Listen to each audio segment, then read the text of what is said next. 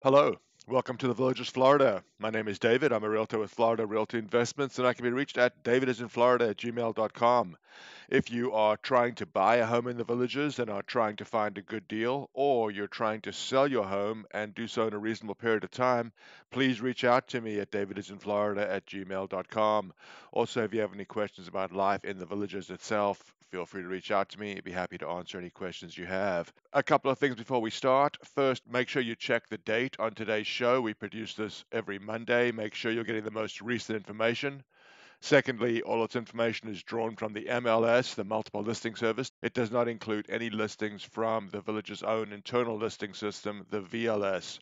For that reason, if you are looking to buy a home in the villages, I would suggest that you hire two realtors, one who gives you access to the VLS and another who gives you access to the MLS, because without both, you will not be able to see all homes that are available for sale. So with that out of the way, let's turn to this week's show.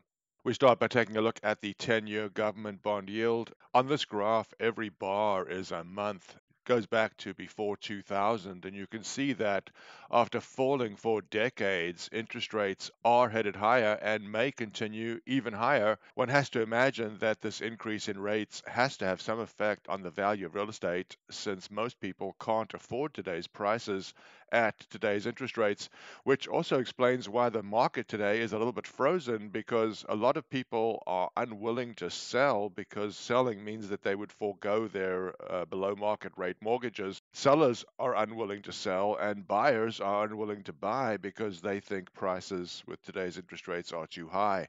So generally, you're seeing real estate markets around the country slow for this reason, if not others. Total listings in the villages this week, number 354 active listings, up from 342 last week. Listings range in price from just under $143,000 to just under $3 million. We just had a new listing come in at just under three. Here we take a closer look at the homes that are listed, broken down by price segment. In the most active price segment, the $300,000 to $500,000 range, this week there are 238 listings. Last week there were 222, the week before 214, the week before 220, and the week before 222. This graph shows us the median listing price per square foot for all listings on the market, up this week slightly to $261.76 from $260.48 last week. Even though the median listing price has increased for the last 3 or 4 weeks, it's hard not to look at this graph and see a downward trend. Here we take a look at how long homes have been on the market. This is the median time on the market for all listings. 45 days, the median time, up slightly from 44 days last week. Another look at listings. This looks at how many listings have been on the market for more than 100 days. 62 out of the 354 total listings have been on the market more than 100 days, about the same as last week, 18% of all listings. Here's a closer look at new listings and homes that went pending over the last 7 days. 47 new listings compared to 40 the previous week, and 35 homes went pending compared to 39 the previous week.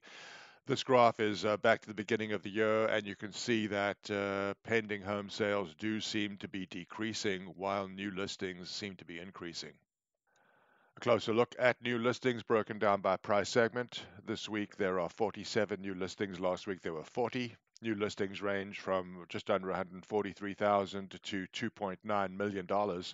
In the most active price segment, the $300,000 to $500,000 range, this week 31 new listings. Last week 29. The week before 26. The week before 21, and the week before 28. This shows us pending sales on a per square foot basis. Over the last 7 days, the homes that went pending were priced at $246.36 a square foot, down from $256.15 the previous week.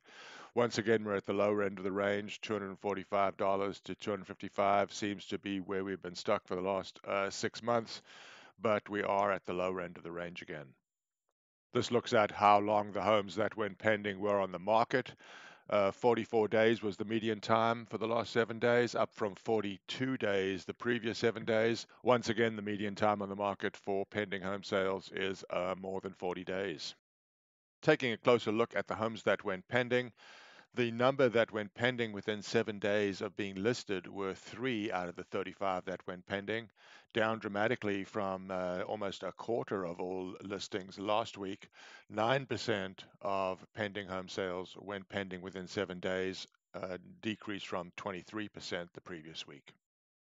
This is our look at how many homes closed over the last 7 days. 40, up from 39 the previous week. Homes that sold ranged in price from 203,000 to 975,000. This is another graph that seems to indicate that it's taking longer for homes to sell now. Looking at the homes that sold and closed over the last 7 days and the price realized per square foot, $257 a square foot, up from $253 the previous week. It's good to see us over $250, and for the last several weeks, the price per square foot realized on homes that closed has been increasing. This looks at how long homes that sold were on the market before selling. 22 days, the median time, down substantially from the 30 days that was in effect last week. This graph is one of the encouraging signs because for the last 2-3 months, the median time on the market for homes that sold has been decreasing. If we take a look at homes that sold within 7 days of being listed, there were 10 out of the 40 sales, which is 25%, one quarter, up dramatically from the 18% that we saw last week. Here we look at what percentage of listings have decreased their asking price from the original list price. 53.39% of all listings have decreased their asking price. We're still in a situation where more than half of listings have had to reduce their asking price. Here's a closer look at what the decrease has actually been. Of all listings, 4.36% is the median decrease from the original listing price. 4.53% was the median decrease last week. So that concludes this week's look at the Villages real estate market. If you're interested in buying a home, trying to get a good deal, or you're trying to sell your home in a reasonable period of time at a fair price, please reach out to me at DavidisinFlorida@gmail.com. I'll be happy to help you or answer any questions you have about life in the Villages itself. Hope to hear from you. Take care.